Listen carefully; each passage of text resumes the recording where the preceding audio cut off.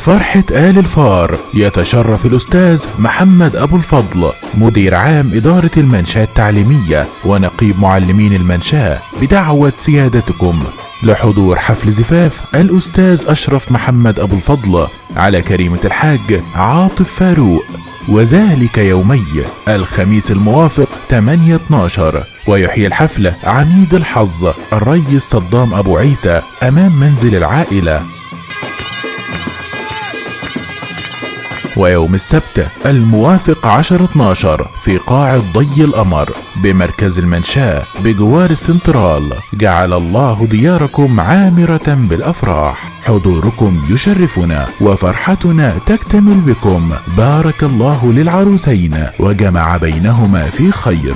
دعوة من القلب لأكثر من نحب. هذه تفاصيل عرسنا ووجودكم هو سبب إسعادنا، والعاقبة عندكم في المسرات.